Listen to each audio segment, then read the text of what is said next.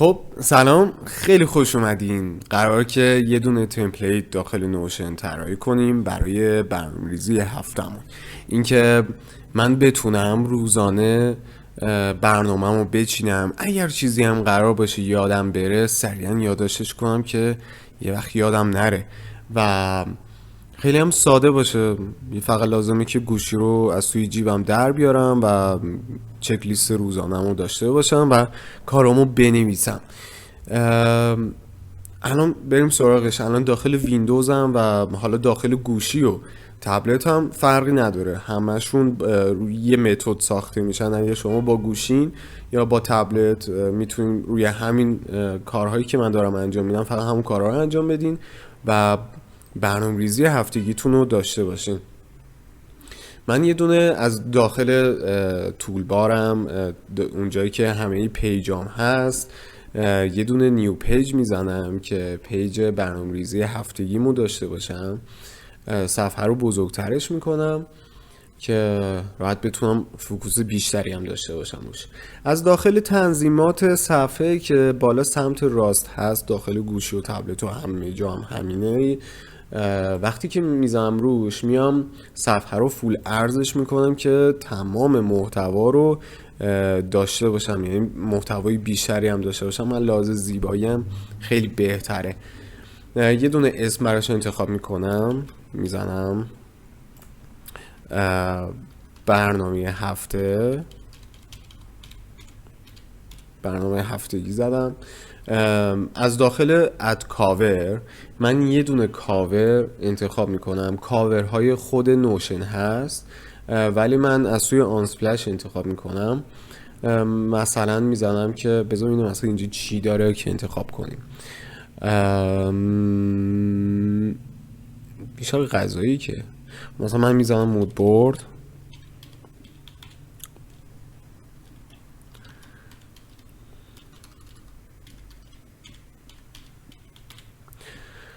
خب اوکی، من فکر میکنم که این دومی خوب باشه. آره، خب دومی رو انتخاب میکنم که کاور برنامه‌ام باشه. و برای آیکون یه نکته‌ای که هست، من بخوام راجع به آیکون بگم، راجع به کلا دیزاین قالب‌های نوشن هم هست. اگر دارین یه قالبی برای خودتون یا کسی دیگه طراحی میکنین، بهتره که برای دیزاینش از آیکون‌های خود نوشن استفاده کنین. چرا؟ به خاطر اینکه اگر از ایموجی استفاده کنین، ایموجی داخل ویندوز میبینین که چه شکلیه ایموجیاش، داخل iOS یه شکل دیگه است، داخل اندروید هم یه شکل دیگه است. پس اگر قرار باشه که من با ایموجی بزنم، کسی که با آیفون داره کار میکنه، با مک او اس داره کار میکنه، اصلا ایموجی منو با یه گرافیک دیگه ای داره میبینه و ممکنه حالا توی مثلا الان ایموجی های ویندوز هم همشون فلت هن، ولی داخل مک او اس و آی او اس یه بعدی دارن. بهتره که از آیکون ها استفاده کنین که بتونین، اگر رنگ سازمانی دارین، اگر میخواین یه رنگ های خودتون رو داشته باشین، بتونین خیلی راحت هم آیکون و رنگش رو عوض کنین. یک راه دیگه هم هست، اینکه داخل گوگل سرچ کنین آیکون فایندر، ایت آیکون فکر کنم، سایت های این شکلی هست که شما بتونین آیکون های مختلفی رو سرچ کنین، دانلود کنین، رنگشون رو انتخاب کنین. ولی به نظرم برای من بهترین گزینه از داخل خود آیکون‌های نوشنه، چون تمام کاتگوریایی که لازم دارم هم داره، یعنی چیز خاصی هم ازش ندارم. مثلا من برای برنامه هفتگی دنبال یه آیکون کلندرم، تقویمم، پس سرچ میکنم کلندر. اینجا من الان 4 تا آیکون کلندر دارم که هر کدوم دوست داشته باشم. مثلا من میام اینو انتخاب میکنم و رنگش هم میذارم نارنجی. خب اد کامنت رو که هیچی، من میام پیج رو خام میکنم، نوشته امتی پیج. وقتی که اینو میزنم پیج خامه، فقط یه دونه تایتل داره، آیکون و کاور، همین. و از اینجا داستان تازه شروع میشه. من برای اینکه بیام برنامه هفتگیمون داشته باشم نیاز دارم به روزهای هفته، شنبه تا جمعه. و حالا داخل ویندوز اگه بخوام خیلی باش کار کنم یا اگه تبلت دارم میخوام چکش کنم، دوست دارم که بیشتر روزها رو توی چشمم داشته باشم. لازم نباشه مثلا من برای 3 شنبه اسکرول کنم، من اون 3 شنبه رو کنار عذرخواهی میکنم کنار بقیه هم داشته باشم.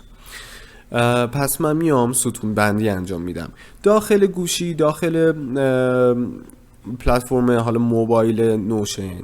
شما یه دونه پلاس دارین وقتی که میزنین روی صفحه، یا اینکه میتونین از اسلش استفاده کنین. مثلا من اینجا از اسلش استفاده میکنم که لیستی از بلاک ها رو ببینم. من میام بلاک ستون رو انتخاب میکنم و میخوام 4 ستونش کنم. اوکی، میزنم روی 4 ستونه. الان 4 ستونه شده. من اگه بزنم سمت راست میبینین که میره این ور و دوباره بزنم سمت راست دوباره میره تو لاین بعدی. برمیگردم و اینجا میخوام بنویسم که شنبه. برای اینکه متن شنبه خیلی با سایز بزرگتری باشه از هدینگ استفاده میکنم که متنی با سایز بزرگتری میده بهم. از هدینگ 2 استفاده میکنم که سایز مدیومه. هدینگ 2 رو میزنم و اینجا مینویسم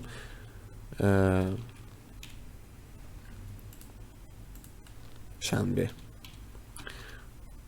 احساس میکنم توی شیفت و آلت زدن خیلی مهارت خاصی ندارم، هر وقت میزنم دوباره تنظیمات صفحه شنبه رو میزنم سمت راست، دوباره اسلش هدینگ 2 یک شنبه. اگر یادتونم رفت مثلا من الان دیگه نمیزنم هدینگ 2 اسلش رو نمیزنم، فقط می نویسم که مثلا دوشنبه. الان تفاوت متنش رو متوجه میشین. دوشنبه رو نوشتم. حالا برای اینکه هدینگش رو کنم، وقتی بیاین روی بلاک، حالا داخل گوشی هم هست، اگر باگ داشت همون اسلش بزنیم، باگ نداشت بغل بلاک 2 تا گزینه هست. یکی پلاسه که اگه بزنین روش دوباره همین رو تولیدش میکنه. اگر گزینه درگ تو موو رو انتخاب کنین و بزنین روش، میاد بلاک رو انتخاب میکنه و لیستی از آپشن ها رو به من میده که دیلیت کنم، داپلیکیت کنم، ترن این تو کنم. من ترن این تو رو میخوام انجام بدم که تبدیلش کنم به هدینگ 2. دیدین؟ چه باحال بود. حالا من دوشنبه رو میرم سراغ 3 شنبه. اینم الان همون کار میکنم که ترن این توش کنم و برای 3 شنبه. اوکی، من الان شنبه تا 3 شنبه رو دارم و لازمه که دوباره برگردم و بیام 4 شنبه، 5 شنبه، جمعه رم اضافه کنم. یه دونه اینتر میزنم. اوکی، الان نگاه کنین وقتی که اینتر زدم، من اینجا یه دونه بلاک دارم. این خط رو میبینین؟ این یک ستونه، اینجا یک شنبه هم یک ستون تا دوشنبه داره. من این قسمت شنبه رو تا این پایین ستونه. اوکی، من میام اینجا دوباره یه دونه اینتر دیگه میزنم. اوکی، میام مینویسم که دوباره هدینگ میزنم، هدینگ 2 میزنم 4 شنبه. بله، دوباره میرم اینور توی این قسمت ستون نگاه کنی، میام دوباره 1 2 تا روبروی 4 شنبه میزنم 5 شنبه، تبدیلش میکنم به هدینگ 2. اوکی، الان اومد پوینتر. آره، یه دونه کم میکنم. درست. خب اینجا من یه دونه میزنم و اینجا میزنم هدینگ 2 و می‌نویسم جمعه. حالا این که 4 ستونه بوده، یعنی من الان پایین 3 شنبه یه دونه ستون دارم. اوکی، من این پایین رو به جای دیگه تا جمعه داریم دیگه، من این تیکر رو میخوام تبدیلش کنم به یه لیست مواد غذایی یا رژیم غذایی توی این هفته. یه چیزی باشه که دم دستم باشه که بخوام اگه رفتم سوپرمارکت دوباره یه چیزی میخواستم بگیرم یادم نره. مثلا من الان چند روز میخوام دستمال کاغذی بگیرم که چون یادداشتش نکردم یادم میره. اوکی، من میام داخل شنبه، حالا میخوام تو دو لیستا رو بزنم، اصلی ترین کار و میشه گفت که دیگه هیچ کار دیگه لازم نداره انجام بدین. این کار رو انجام بدین کل تمپلیت آماده است. فقط شنبه رو که اومدم اینجا میارم پایین، یه دونه اسلش و بلاک تو دو لیست رو انتخاب میکنم. تموم شد. من کل برنامه هفتم رو الان میتونم با این بچینم. مثلا حالا اینجا من می نویسم تو دو، اوکی، که چند تا تو دو اضافه کنیم. دیگه گفتم مهارت ندارم توی شیفت آلت. دیدی چی شد؟ خب اینجا میزنم تو دو، دوباره یه دونه اینتر بزنم یه تو دو دیگه اضافه میشه، دوباره همین کار میکنم. دوتا کافیمه. برای یک شنبه هم همینجور. فقط شما کلن از 3 تا بلاک بعد فکر کنم 3-4 تا بلاک استفاده کردین. آره یه دونه هیدینگ بود، یه دونه ستون بود و این آره 3 تا کلا 3 تا بلاک استفاده میکنیم تا این تمپلیت آماده بشه. خیلی ایزی. حالا من دوباره اینجا می نویسم که تو دو و میتونم حالا یه دونه اسپیس هم بزنم. حالا توی ویندوز بعد شیفت اسپیس بزنم، دوباره میام پایین یه دونه تو دو اضافه میشه. اوکی. برای دوشنبه هم همینجور تو دو.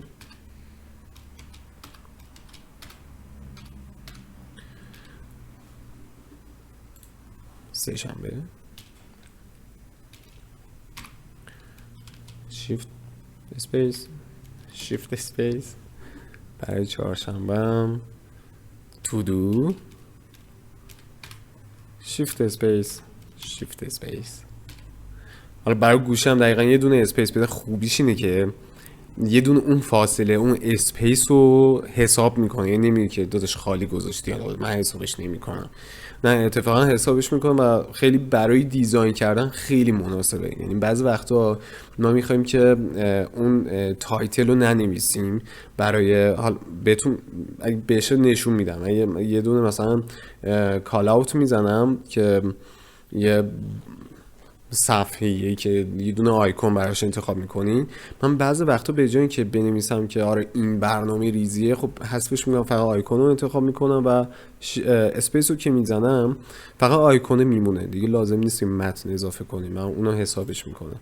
برای پنجشنبه من اینجا میزنم تو دو شیفت اسپیس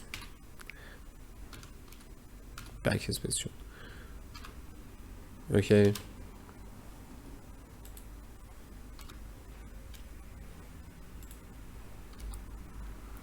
اینجا یه فاصله افتاده، نمیدونم برای چیه. اگه بکشم آها درست شد. اینجوری شد. فقط یه لحظه درگش کنین و بیارینش زیر همون چهارشنبه. خوبیه نوشن همینه، فقط درگ میکنین هم میارین. ممکنه البته توی گوشی درگ کردن یکم سخته، مثلا شما دیتابیس ها رو واقعا نمیتونین درگ کنین، ولی فکر کنم تو دو و تارگت لیست و اینجور چیزا رو بتونین درگ کنین. حالا برای جمعه هم همین کار میکنم. من میام یه دونه تو دو و آخرین تو دو مونه دیگه. تمام. حالا تمام برنامه‌ریزی من اینجوری انجام میشه. مثلا شنبه من باید یادم بمونه که زنگ بزنم به نازنین. زنگ می‌نویسم کال تو نازنین، میخوام برم سوپرمارکت، یه دونه اینتر میزنم، یه دونه تو دو دیگه اضافه میکنه، میزنم که مثلا سوپرمارکت. دستمال کاغذی رو الان نمی‌نویسم، توی اون قسمت می‌نویسم که یادم بمونه. و مثلا بعد برم جیم. اوکی. این برنامه شنبه من چیده شد. برای یک شنبه هم همین کار میکنم تا جمعه. یعنی یک هفته رو کمتر از فکر کنم 30 ثانیه برای هر روز وقت میذاریم، فقط کارهایی که بعد انجام بدین رو مینویسین. نظر منو بخواین اوایل برای اینکه با چک لیست عادت کنین کارهای ریز رو هم انجام بدین. یعنی من بنویسین من دارم میرم، بعد برم صورتمو بشورم، بعد برم دوش بگیرم، بعد برم کتاب بخونم، بعد هر کار که میخواین انجام بدین بنویسین و بعد از انجام دادن حتما تیکشو بزنین. چرا؟ به خاطر اینکه وقتی این کارو میکنین مغز شما عادت میکنه به اینکه کار مفید انجام دادن، یعنی براش این کار مفیده و آخر روزی رو میبینین که واو من چقدر کار انجام دادم و تمام کارامو درست انجام دادم، یادم نرفته و به همین چیزم هم رسیدم به همین راحتی.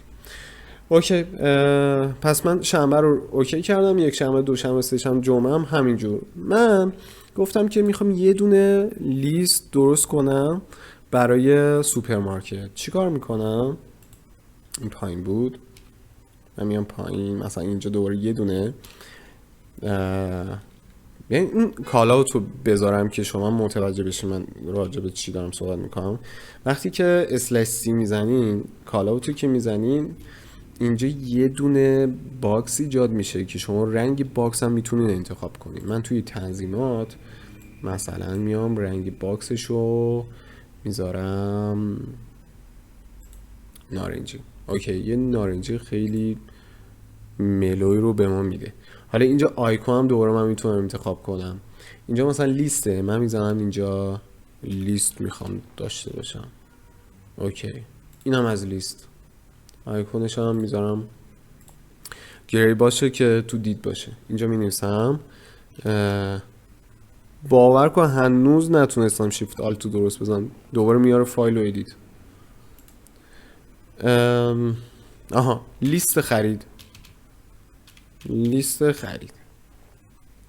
اگر دوست داشتین که این لیست خرید به این شکل در نیاد، یکم دیزاینش بهتر باشه، سلکتش کنین، تنظیماتش میاد، من مثلا رنگیشو میذارم گری و بولدش میکنم که یه حالت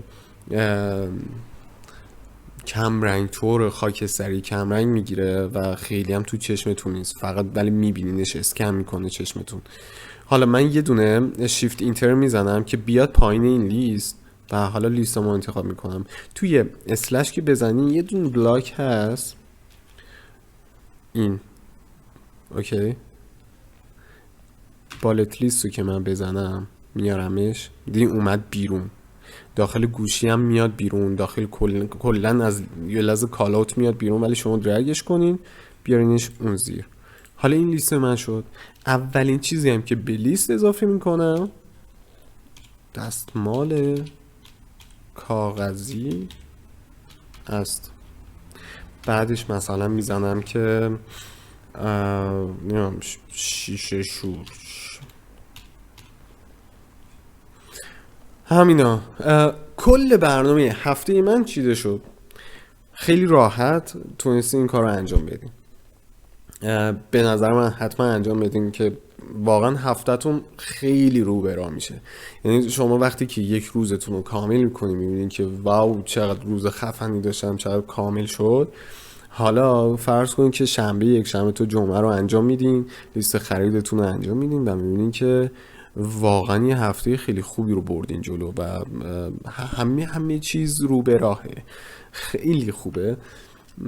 و این از این. حالا من یه دونه همین تمپلیت برنامه هفتگی همین شکلی یکم کاملتر همراه با تقویم، کلندر، دیتابیس کلندر، لیست خرید و یادآورها، این که اگه کاری دوست داشتین انجام بدین که یادتون باشه یادآور دارین، همه این چیزها رو یه بار دیگه آماده میکنم خیلی بهتر و لینکش هم میذارم داخل دیسکریپشن. شما میتونین برین دانلودش کنین و اگر حوصله این دیزاینش رو نداشتین، اگر حوصله دیزاین دارین که اومدین این ویدیو رو دیدین، به نظر من از این میتونین خیلی خفن ترش کنین. میتونین یک شنبه برای هر روز یک رنگی رو انتخاب کنین، تکست کالر بزنین. مثلا من دوست دارم یک شنبه هم صورتی باشه، دو شنبه هم میخوام قهوه‌ای باشه،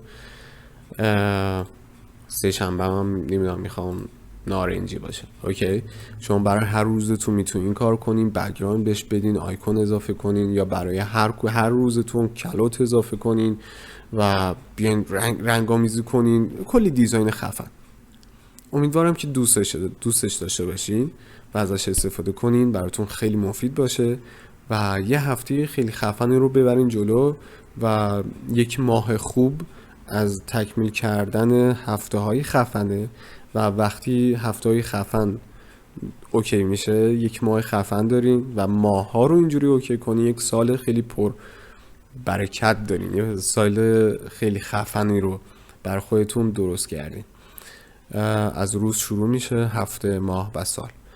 امیدوارم که دوست داشته باشین. اگر دوست داشتین لایک کنین و نظرتون رو بگین، یا اگر دوست دارین که یک تمپلیت دیگه ای رو بیارم و همینجوری براتون توضیح بدم که چه جوری درست میشه، به این که براتون اوکی کنم. خیلی مخلصم. فعلا.